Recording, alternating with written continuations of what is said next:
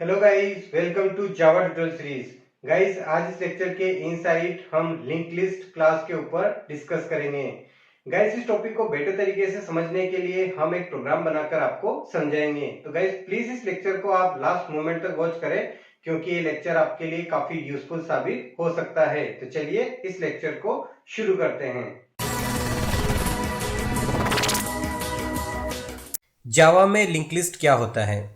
जावा link list class elements को store करने के लिए डब्ली लिंक लिस्ट का यूज़ करती है और ये link list data structure provide करती है। ये एब्स्ट्रैक्ट क्लास को इनहेरिट करती है और लिस्ट और डीक्यू इंटरफेसेस को इम्प्लीमेंट्स करती है। आइए कुछ इंपॉर्टेंट पॉइंट्स को समझते हैं। पहला जो पॉइंट है वो ये कहता है कि Java link list class duplicate elements contain करती है। दूसरा इंपॉर्टेंट पॉइंट ये कहता है कि Java link list class insertion order को मेंटेन करती है। तीसरा इंपॉर्टेंट पॉइंट ये कहता है कि Java link list class non synchronised होती है। चौथा इंपॉर्टेंट पॉइंट ये कहता है कि जावा लिंक लिस्ट क्लास के इनसाइड जो मैनिपुलेशन होता है वो काफ़ी फास्ट होता है, क्योंकि इसमें कोई शिफ्टिंग की नीड नहीं होती है।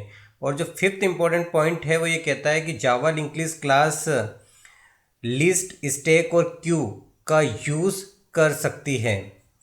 आइए अब एक हायरार्की को समझते हैं। जावा में कलेक्शन इंटरफेस के दो चाइल्ड है, लिस्ट और क्यू इंटरफेस। वहीं लिस्ट का चाइल्ड है लिंक लिस्ट क्लास। वहीं क्यू का चाइल्ड है डी क्यू इंटरफेस और डी क्यू इंटरफेस का चाइल्ड है लिंक लिस्ट क्लास। तो आपको यहाँ पर ये समझ में आ रहा होगा कि जो लिंक लिस्ट है वो लिस्ट का भी चाइल्ड है और जो लिंक लिस्ट है वो क्यू का भी चाइल्ड है। चलिए अब एक एग्जांपल के साथ इसे समझने की कोशिश करते हैं। तो यहाँ पर मैं एक लिंक लिस्ट बना रहा हूँ। लिंक लिस्ट बनाने के लिए मुझे यहाँ पर जावा के यूटिल पैकेज के इनसाइड जो लिंक लिस्ट नेम का क्लास है उसका ऑब्जेक्ट बनाना है।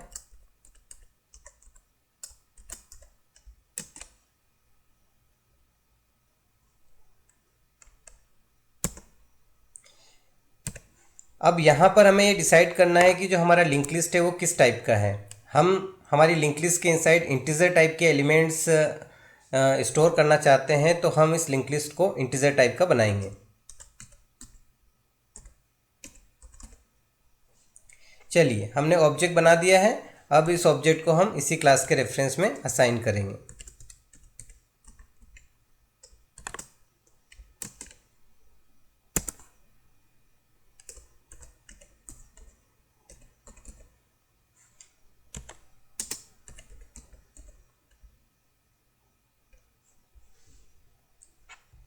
अब यहाँ पर इस लिस्ट के इनसाइड हमें इंटीजर टाइप के एलिमेंट्स ऐड करना है।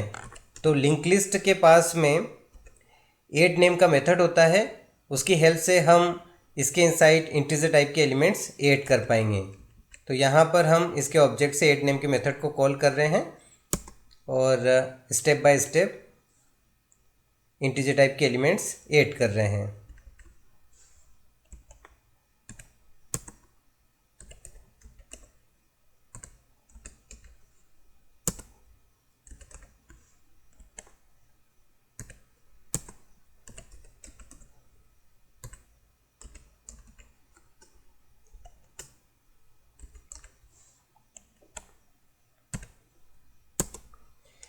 चलिए यहाँ पर मैंने कुछ इंटीजर टाइप के एलिमेंट्स ऐड कर दिए हैं। अब हमें इन्हें इटरेट करवाना है। तो यहाँ पर इटरेट करवाने के लिए मैं फॉर ईच लूप यूज़ कर रहा हूँ।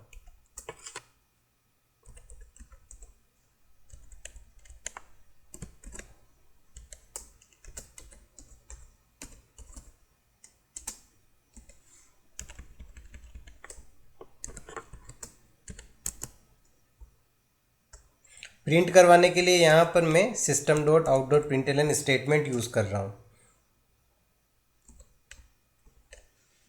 चलिए रन करके चेक करते हैं।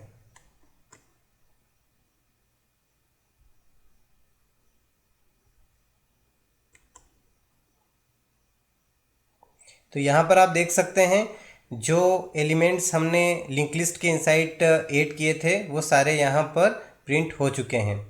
अब यहाँ पर मैं 11 को एक बार और ऐड कर रहा हूँ ताकि हमें ये समझ में आ सके कि जो लिंक लिस्ट है वो डुप्लीकेट एलिमेंट्स को कंटेन करती है।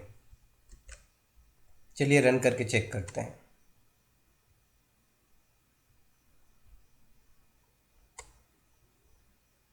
तो यहाँ पर आप देख सकते हैं 11 2 टाइम्स आया है, तो इसका मतलब ये है कि जो लिंक लिस्ट है वो डुप्लीकेट एलिमेंट्स को कंटेन करती है।